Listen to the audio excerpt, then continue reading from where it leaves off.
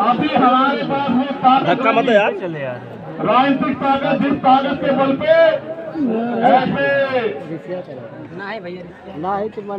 Car लोगों को हम लोग सभा से सबक सिखा सकते, लेकिन अभी हमारे पास हमारे संविधान के द्वारा के अधिकारों की ताकत है और उस अधिकार को दिलाने के लिए किसी सरकार की जरूरत नहीं है।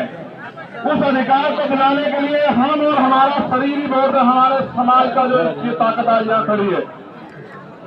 मुझे दुख इस बात का हुआ कि जिनको इतना काम जिम्मेदारी से करना है उन्होंने नहीं किया, और मुझे कष्ट इस बात का यहाँ के पुलिस अधिकारियों ने जो रोल उसने अदा किया कि उस परिवार को, उन बच्चों को, उनकी पत्नी को, उनके भाइयों को, उनकी माँ को, राजकिशोर को आखिरी बार देखने भी नहीं दिया। मुझे इस बात का अफसोस रहेगा जिंदगी भर।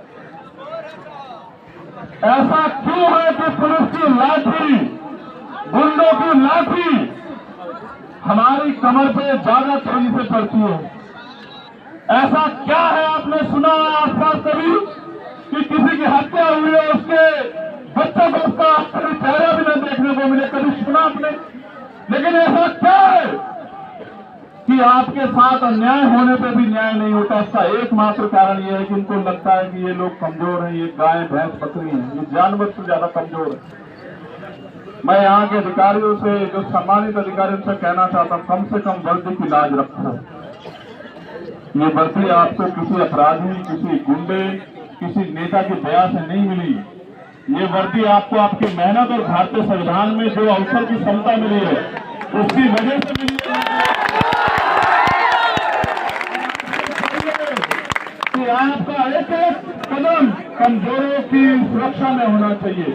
लेकिन जहां मुख्यमंत्री ये गोरखपुर उनका जिला है, जहां मुख्यमंत्री ये कहते हैं कि यूपी में 0 टॉलरेंस है, अपराध की कोई जगह नहीं, वही उनके जिले में सामंती ताकतवर लोग हमारे लोगों की हत्या भी करते हैं और दिन दहाड़े जो है सुबह आग खुलने से पहले आके पूरे गांव में हमारी माँ बहनों के साथ मारपीट करते हैं। ये अन्याय हम लोग नहीं सहने वाले, ये बताने के लिए मैं गोरखपुर आया मुख्यमंत्री। ये तो उनका जिला है, सोचो जब गोरखपुर में हमारे बोलने के जिलों में क्या हाल हो रहा होगा। सिर्फ बातें करने से या पीठ थपथपाने से कानून व्यवस्था अच्छी नहीं होती है मुख्यमंत्री जी। अगर कानून व्यवस्था अच्छी करनी है तो जाति धर्म का चश्मा उतार के कानून के हिसाब से काम करने का काम करो, तब जाके कानून व्यवस्था अच्छी होगी।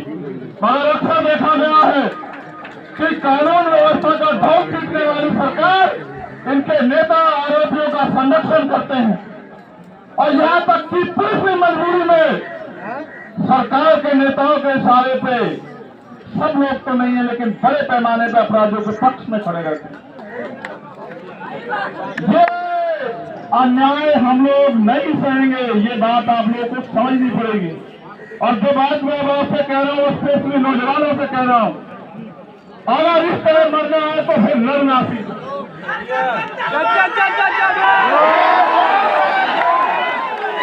अगर हमें हमारी माँ भी 9 महीने में दर्द सह पैदा करती है, हमें जो दूसरों की माँ दर्द सह करती है, उतनी तकलीफ उठाती है हमारे माँ भी। हमारी हत्या का अधिकार किसी को नहीं है, नहीं है। हमें हत्या हमारे नसीब में लिख दी गई है तो हमारे लोगों को इसके खिलाफ लड़ना भी आना चाहिए। क्यों मारे? क्या तुम्हारे शरीर में जोर में अपनी रक्षा नहीं कर सकते तुम लोग? किसके भरोसे? क्या फर्क है जवान में वर्दी के अलावा तुम में और जवान में क्या फर्क है बताओ? तुम भी समाज के सिपाही हो, अपनी रक्षा स्वयं करो। और मैं मुख्यमंत्री से कहना चाहता हूँ, मीडिया के लोग भी आए, अगर वास्तविकता में आप न्याय करना चाहते हो, नहीं चाहते कि दलितों के साथ, कमजोरों के साथ, पिछड़ों के साथ अन्याय हो, तो आप ये लाइसेंस हमारे लोगों को भी देने का काम करो। हम अपनी रक्षा स्वयं करेंगे। आप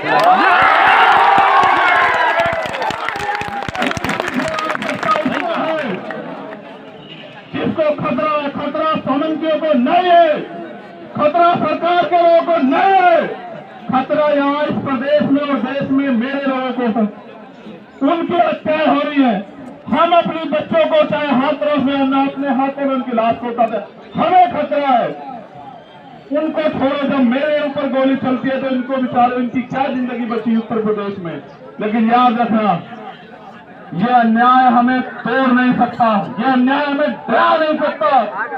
अपने ऊपर होने वाले एक अन्याय का जवाब हम लोग आने वाले समय में देंगे, ये बात आप याद रखना। कमजोर लोगों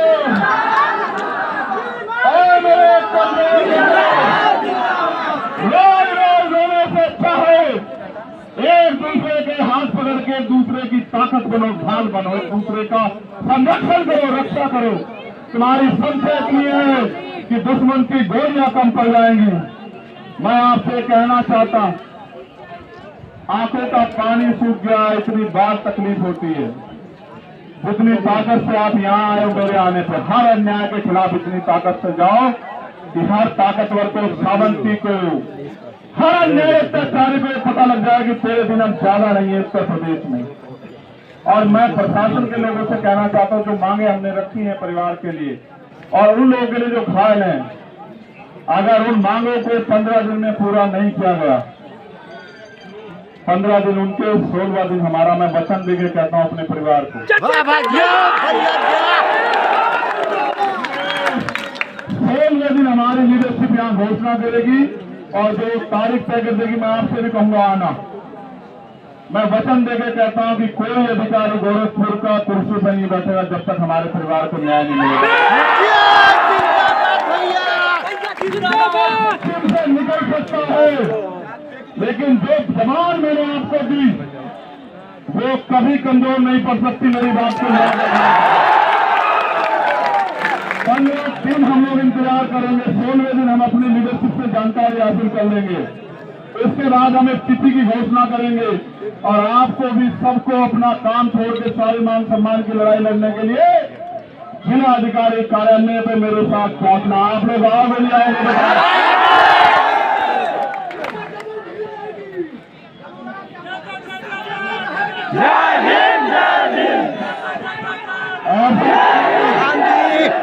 ऐसा तो नहीं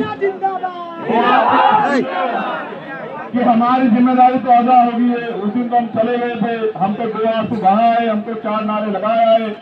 अब हम क्या करेंगे? राजकिशोर के घर जाके, ऐसा तो नहीं होगा, ऐसा तो नहीं होगा कि राजकिशोर का परिवार, ऐसा तो नहीं होगा मेरा एक राजकिशोर का परिवार ये सोचेगा कि ये भी लोग छोटे निकले नेताओं की तरह। तो चलो मेरे साथ हाथ उठा के वचन दो कि जब भी तारीख डिसाइड हो जाएगी, जब भी तारीख डिसाइड होगी, आप जितने लोग यहाँ हो, एक एक आदमी को और लेके जो है गोरखपुर में जाएंगे। हम वचन देते हैं, हम वचन देते हैं, दो साथी को लेकर की स्थिति तय होगी। गोरखपुर जिलाधिकारी कार्यालय पे पहुंचेंगे, निश्चितकालीन होगा। क्या तो हमारे परिवार को न्याय मिलेगा या फिर हम वहां लड़ते लड़ते अपनी जान दे देंगे, लेकिन छूटेंगे नहीं। तो ये बात इसलिए भी समझाना चाहता हूं, आप ये बात, अन्याय के खिलाफ आवाज न उठाना भी गुलामी है। बाबा साहब अम्बेडकर ने कहा, अन्याय करने वाले से अन्याय सहने वाला ज्यादा दोषी होता है। अगर हम अन्याय सहते रहे